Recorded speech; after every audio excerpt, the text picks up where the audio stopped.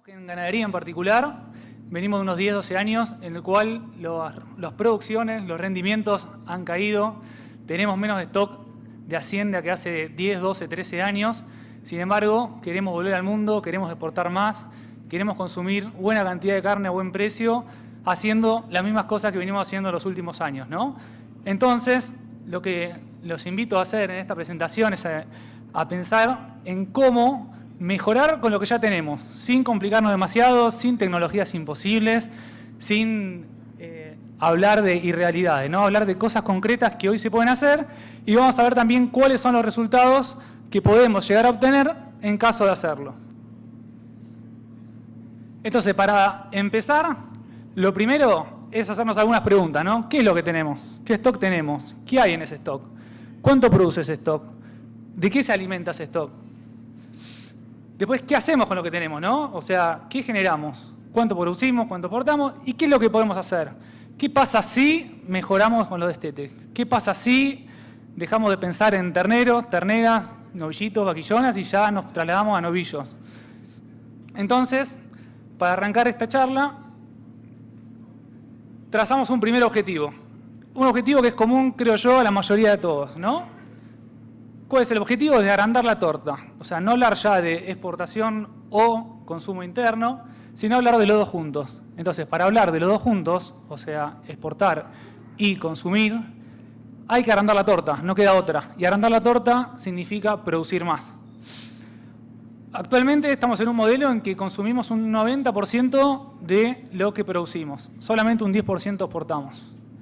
Para volver a los porcentajes históricos de 2005, 2006, 2007, tenemos que hablar de un 84% de consumo interno y un 16% de exportaciones. Claro está, como se ve en el gráfico, que esto implica producir más. Si producimos más, exportamos más y, lógicamente, consumimos más. Entonces, vamos a repasar qué es lo que tenemos y de dónde venimos. En ese de dónde venimos, vemos acá la evolución del stock en los últimos años, un año 2007 con 58 millones de cabezas, que luego pasamos a perder en 3 años 10 millones de cabezas. Ya se habrán escuchado varias veces que el clásico ejemplo de 10 millones de cabezas, stock similar al de todo el Uruguay entero. Y esa recuperación no es inmediata para nada, sino que se va dando a pasos lentos, pero en forma sostenida año a año, ¿no? Tenemos un 2012, 2013, 14, un 15 que quedó estable y un 16 con stock en crecimiento, ¿no? Hasta el 2016 ya llegamos con 52 millones de cabezas. 2017, año actual, 53.300.000 cabezas. O sea, por un lado, tenemos todo lo malo, ¿no? De decir, estamos mejorando, pero estamos atrasados todavía, estamos atrás. Por otro lado, los indicadores positivos que nos indican que algo está pasando, ¿no? Que se está produciendo cada vez más, que se está generando stock, se están reteniendo vientres, se está pensando en la ganadería a futuro, con buenos ojos. Lo que también hay que ver es que si bien estamos en 53 millones de cabezas, que venimos recuperando, recién ahora alcanzamos el promedio de los últimos años. O sea, estamos en el mismo promedio de stock del 2003 al 2016.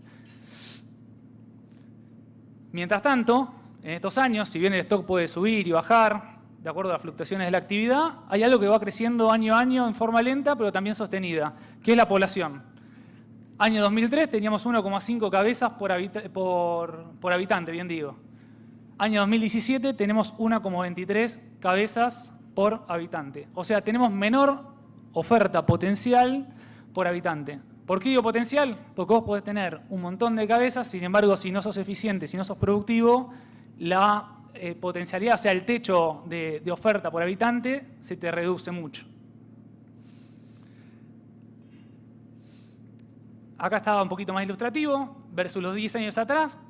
¿Qué situación tenemos hoy? Si nos comparamos con 10 años atrás, con el año 2007, tenemos 5 millones de cabezas menos y, sin embargo, tenemos 4 millones más de habitantes. Es decir, que tenemos una demanda creciente con una oferta limitada.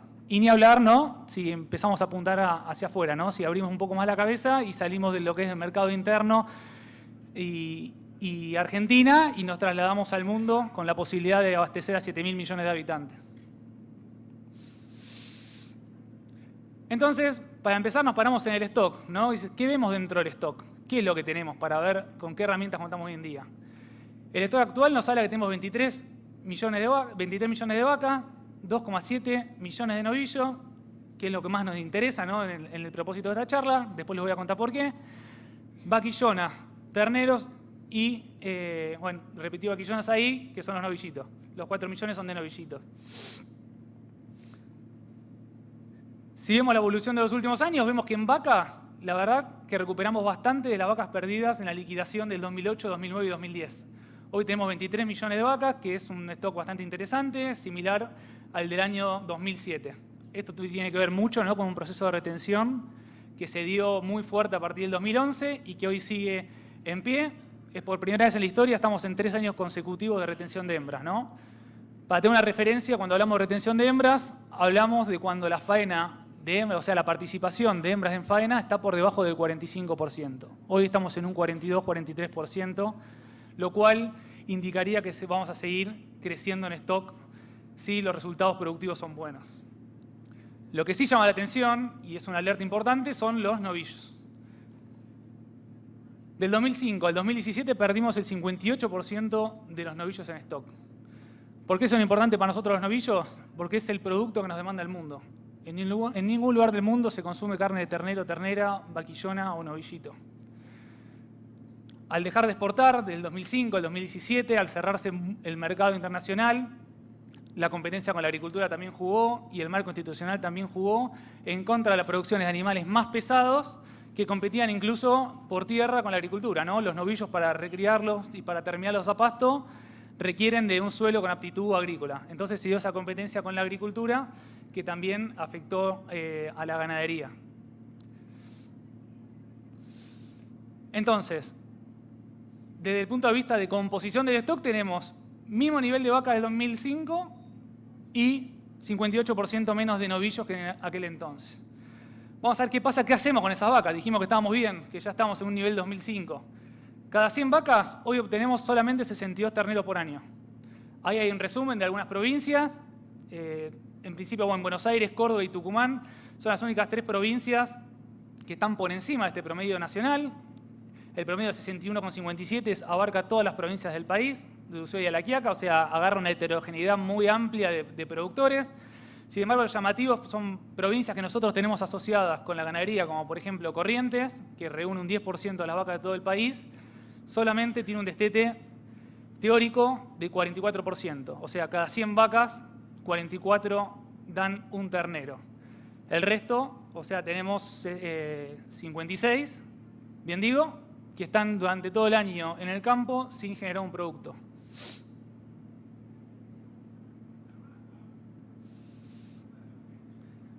A su vez, vemos en la producción la caída de los animales pesados, ¿no? O sea, los animales que te dan más kilo por cabeza, cómo se fueron reduciendo. La línea azul muestra la producción de novillos y terneros, la línea roja muestra la evolución, o sea, de la producción de terneros y terneras.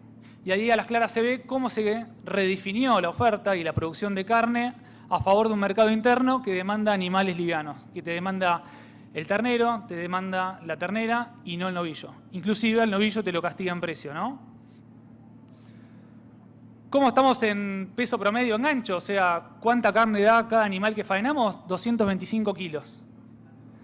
Si nos comparamos con los competidores, los principales competidores, y estamos muy atrasados. Uruguay, 250 kilos por cabeza, esto siempre es en gancho de carne. Estados Unidos, 380 kilos, terminan animales por encima de los 600 kilos. Y Brasil, 240 kilos.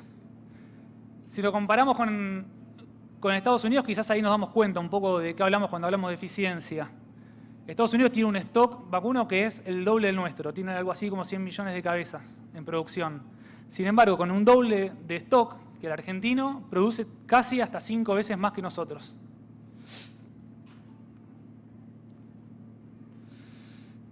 Entonces, si miramos un sistema, vemos que tenemos en ingresos una eficiencia en la cual cada 100 animales que tenemos destinados a la producción de terneros, solamente un 62% es eficiente, o sea, cumple ese propósito.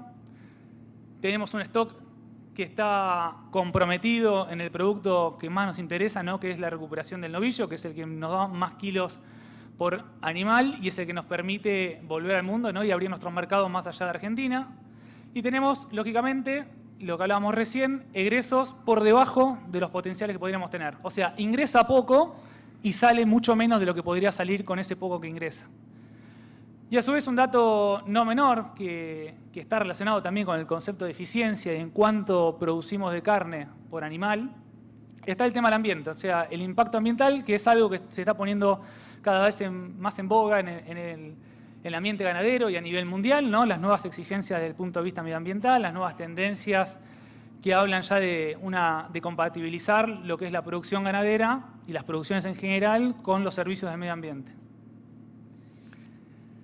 En este sentido, el vínculo ambiente con la eficiencia productiva, bueno, se relaciona con esto de trazar un objetivo en el cual ya no hablamos como se hablaba en un extremo hace unos años, en que decir todo a favor del ambiente, cero producción, que era el caso de un cierto fundamentalismo ecologista. Hoy ya hablamos, ¿no?, de mitigar, y ese mitigar implica producir, pero de forma más eficiente, o sea, con los mismos recursos generar más y generar menos impacto en el medio ambiente.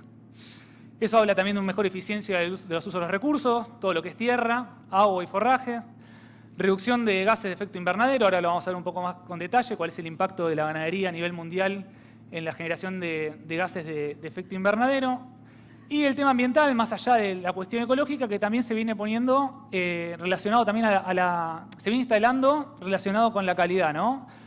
Ciertos mercados que ya te empiezan a pedir una certificación, te empiezan a hablar de huella de carbono, distintas certificaciones ambientales, ecológicas, etcétera.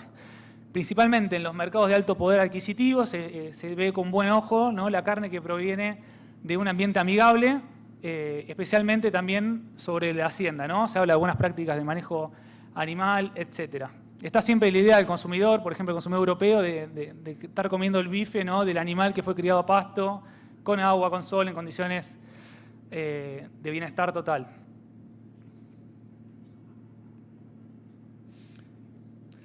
Este mapa muestra las emisiones de dióxido de carbono por región y por especie, y ahí a las claras se ve que en la región sudamericana, de América Latina y lo que es del Caribe, las principales emisiones de gases de efecto invernadero vienen desde los vacunos de carne y de leche, ¿no? Y los datos dicen que el 18% de las emisiones de gases de efecto invernadero en el mundo son originadas por la ganadería, que hay un stock de 1.350 millones de vacas de ganado hoy en el mundo, y que que se generan 250 litros de gas metano en lo que produce un bovino por día. La mayor emisión de gases de efecto invernadero se generan por una mala digestión, o sea, por no hacer tampoco una digestión eficiente, por medio de la erupción y las emanaciones de los animales. Y también, y principalmente, por el óxido nitroso, ¿no?, todo lo que son las excreciones.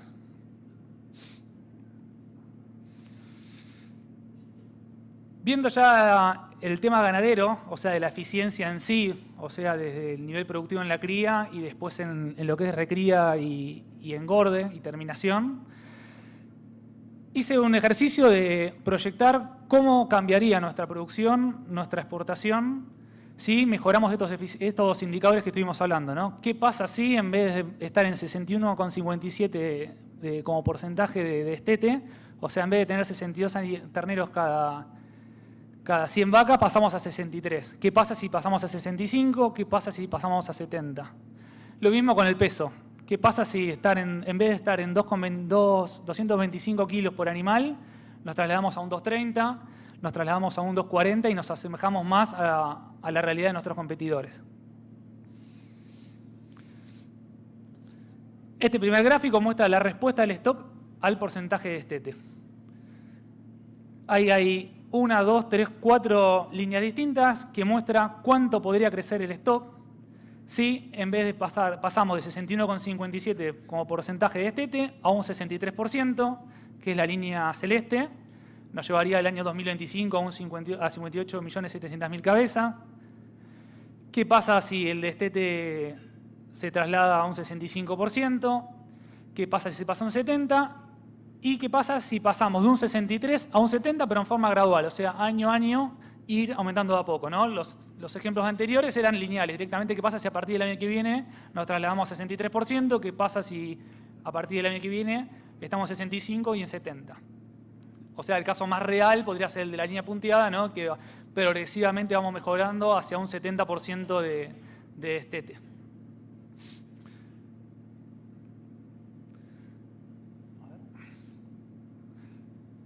Después hicimos el mismo ejercicio con el peso de faena, ¿no? O sea, ¿qué pasa si empezamos a meter más kilos y en vez de terminar un animal con 225 kilos de engancho, nos pasamos a 230 kilos, le sumamos 5 kilos más? ¿Qué pasa si pasamos a 235, llegamos a 240 y si hacemos lo mismo, pero en forma lineal, ¿no? Ir agregando gradualmente kilos en producción.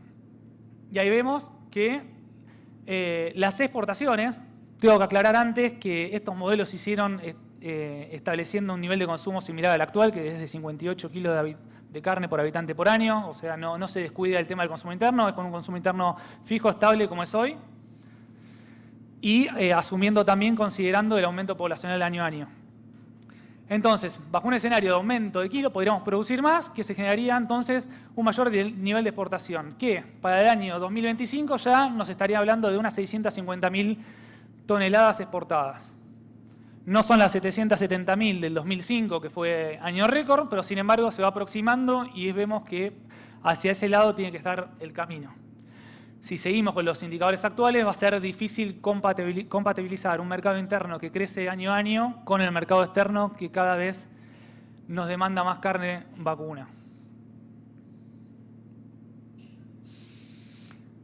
Entonces, a la hora que hacer, acá hice una listita de tareas que pueden colaborar y que están comprobadas que generan resultados efectivos.